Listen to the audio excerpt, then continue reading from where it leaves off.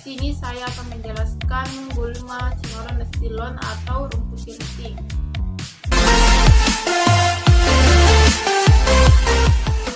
Di sini saya akan menjelaskan rumput keriting, cinoron, nestilon, disebut juga rumput bermuda, adalah rumput yang tumbuh di belahan bumi timur. Rumputnya berwarna hijau kelabu, tumbuh pendek hingga 2-15 cm dengan tepi yang kasar.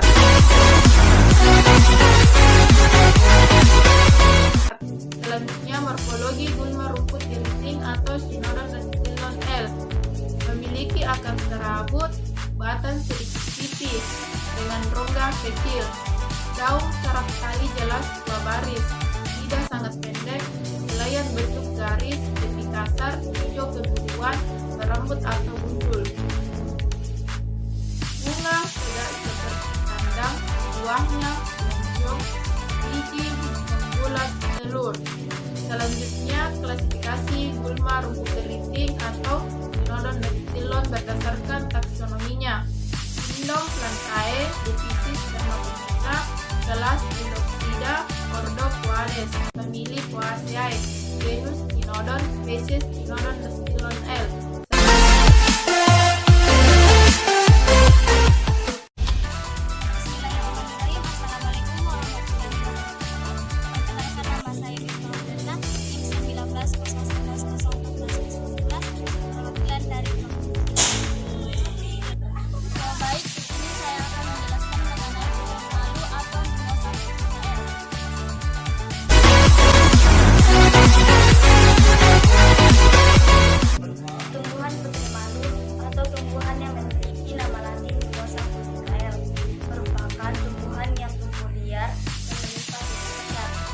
Klasifikasi dari tumbuhan putri malu yaitu Kingdom Plantae, spesies Spermatophyta, kelas Angiospermae, ordo Rosales, famili Mimosaceae, genus Mimosa, spesies Mimosa pudica.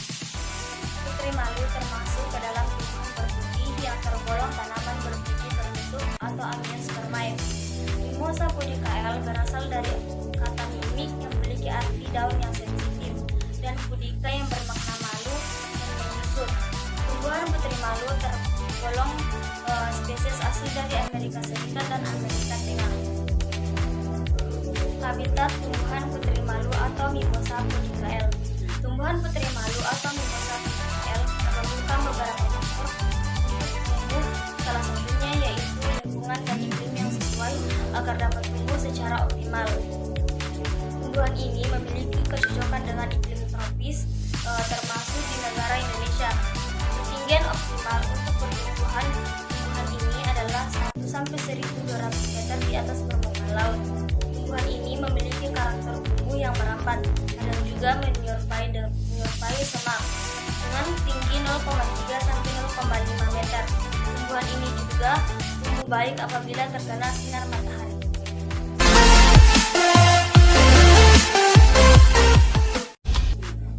Selanjutnya yaitu morfologi tumbuhan putri malu atau Mimosa pudica L.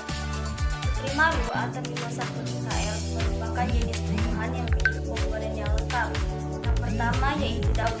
Tumbuhan putri malu memiliki daun majemuk berganda dua. Jumlah daun setiap sirip terdiri dari 5 sampai dengan 26 pasang. Anak daun memiliki bentuk memanjang dan lencet serta memiliki ujung runcing dan membulat pada pangkal daunnya. Tapi daun rata dan permukaan atas maupun bawahnya licin dengan panjang daun 6-16 mm dengan lebar 1-3 mm. Umumnya daun putri malu berwarna hijau dengan bagian tepi memiliki warna ungu. Ciri khas dari daun tumbuhan putri malu ini yaitu respon melipat daun apabila mendapat terangsang. Yang kedua yaitu batang. Batang tumbuhan ini memiliki bentuk khas silindris dengan diameter batang mencapai 2,5 cm. Selain itu, pada batang memiliki durian jarang. Batang tumbuhan ini memiliki bulu lembut berlekuk dengan pola longitudinal dengan permukaan eksternal berwarna coklat muda dan permukaan internal berwarna abu-abu. Batang ini memiliki kulit yang mudah dipisahkan dari kayunya. Yang ketiga yaitu akar. Akar tumbuhan ini berbentuk silindris dengan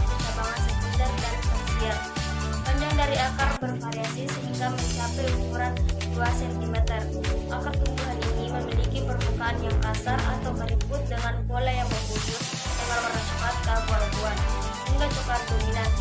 Bentuknya keras dan berbentuk kayu. Keempat, bunga. Bunga putri malu atau Mimosa pudica L berwarna merah muda dengan berbentuk bundar, berduri gagah, kelopak kecil, dan memiliki daun mahkota yang berwarna merah muda. Bunga pada tumbuhan ini tersusun atas 4 lobus dengan jumlah benang sari 4, serta memiliki ovula dengan jumlah yang banyak. Bunga tumbuhan putri malu atau Mimosa pudica L tumbuh di sela tangkai daun berbentuk bulat dan berwarna merah muda. Yang kelima, buah. Buahnya berbentuk momentum, sederhana, kering, dan panjang 1 sampai 1,6 cm, lebar 0,4 sampai 0,5 cm dengan segmen yang tidak diindeks, dan jahitan yang persisten memiliki 2 hingga 5 biji dengan bulu kekuningan yang menyebar. Putri malu atau Mimosa pudica L memiliki beberapa kandungan yang berkhasiat untuk dijadikan sebagai sumber obat-obatan.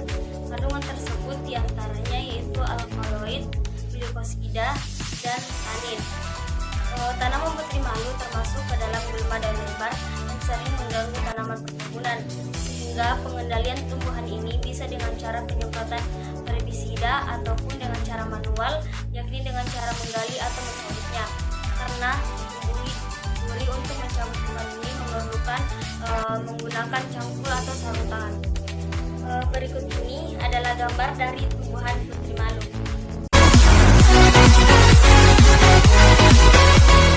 Assalamualaikum warahmatullahi wabarakatuh. Saya Ahmad Ali. Saya akan menjelaskan tentang enceng gondok. Enceng gondok adalah tanaman yang tumbuh di permukaan air. Nah, tanaman ini sering kita jumpai. Habitatnya dia berada di daerah perairan seperti sungai, danau, irigasi, rawa yang air-airnya perairan dangkal hangat. Nah, adapun klasifikasi dari enceng gondok yang di belakang saya ini, enceng gondok adalah sebagai berikut. Kindomnya itu adalah plantae, kemudian subkindomnya atau subkingdom itu adalah Terachiobinta, superdivisi itu Spermatophyta, divisi Magnoliophyta, kemudian kelas Liopsida, ordo Alismatales, famili Butamaceae, genus Eichhornia, dan spesies Eichhornia Caraceae salam solum. Nah, pada dasarnya ini enceng gondok ini memiliki beberapa morfologi. Morfologi enceng gondok antara lain sebagai berikut. Morfologi dari akar enceng gondok ya. Akar enceng gondok ini termasuk akar serabut dan tidak bercabang. Serta akar ini memiliki tudung akar, ini seperti ini akarnya. Tudung akar yang berfungsi sebagai layaknya jangkar bagi tanamannya ini. Ujung akar enceng gondok memiliki kantung-kantung akar yang berwarna merah jika terkena sinar matahari. Nah, akar enceng gondok ini bisa mengumpulkan lumpur dan partikel-partikel yang ada di dalamnya seperti ini. Kemudian morfologi daun enceng gondok. Daun enceng gondok ini termasuk jenis Macrophyta yang terletak di atas permukaan air. Daun enceng gondok ini terdapat lapisan-lapisan rongga udara, yang berfungsi sebagai alat pengapung tanaman. Rongga udara ini terdapat di akar juga, di batang dan di daun yang berguna sebagai alat bantu untuk proses respirasi. Tangkai enceng gondok berbentuk bundar seperti ini, berbentuk bundar dan berongga. Rongga udara kemudian dibatasi oleh dinding pembatas berupa selaput tipis berwarna putih. Stomata enceng gondok ini 2 kali lebih banyak daripada tanaman lain. Ada morfologi untuk enceng gondok pada bunga. Enceng gondok itu pada bunga, enceng gondok ini berwarna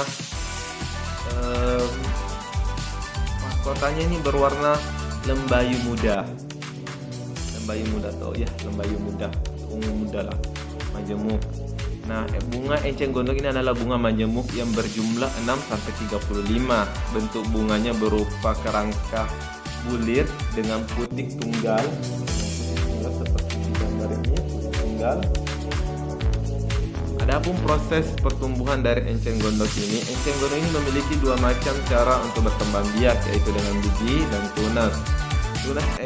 Tunas merayap keluar dari ketiak daun yang dapat tumbuh menjadi tumbuhan baru seperti gambar sebelumnya.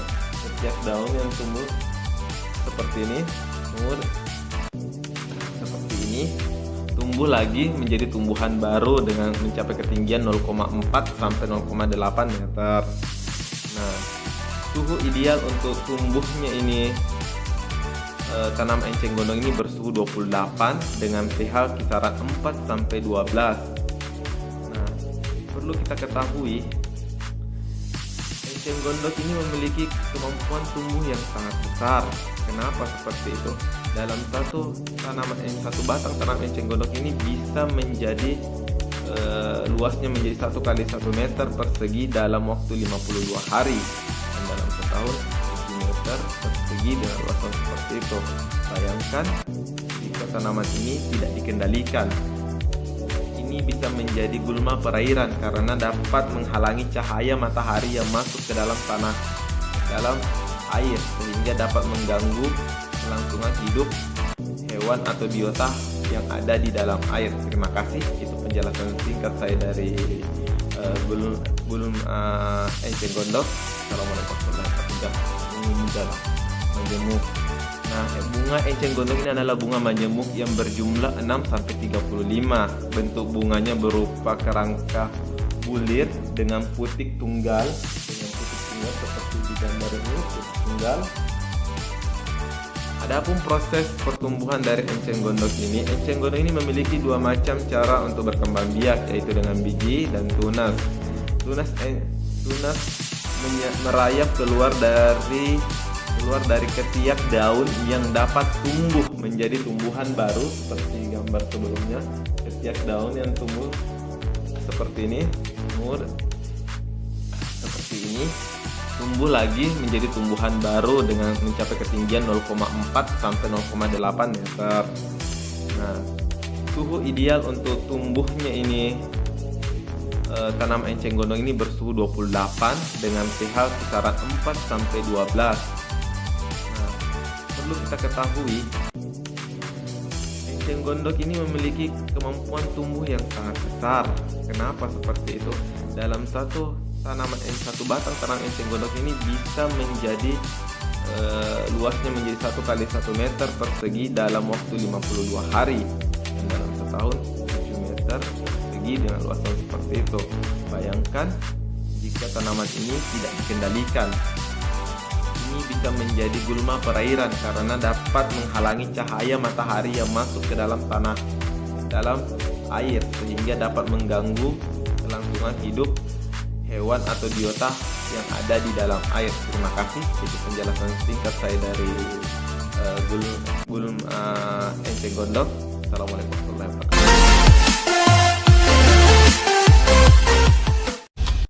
Bismillahirrahmanirrahim. Assalamualaikum warahmatullahi wabarakatuh. Perkenalkan, nama saya Aswar, NIM 19 011 014 020. Yang saya bahas di sini yaitu nama Latin dari rumput belulang, Eleusine indica. Eleusine indica merupakan tumbuhan gulma berumpun tergolong ke dalam famili Poaceae. Gulma ini dapat tumbuh dengan baik pada tanah yang lembab atau tidak terlalu kering dan terbuka dan sedikit ternaungi. Yang kedua, morfologi. Morfologi Eleusine indica merupakan salah satu tumbuhan gulma berumpun dengan sistem perakaran serabut dan berserak. Perakarannya tidak dalam namun lebat dan kokoh, merekat kuat pada tanah sehingga sulit untuk mencabutnya. Yang ketiga, siklus hidup Eleusine indica menahun dan mampu berhubungan di umur 30 hari. Pematang buat tumbuhan Eleusine indica 4-6 bulan. Eleusine indica biasanya tumbuh baik di dataran yang tidak terlalu basah maupun tidak terlalu kering. Yang keempat, habitat. Habitat Eleusine indica hidup dengan baik pada daerah yang hangat serta basah.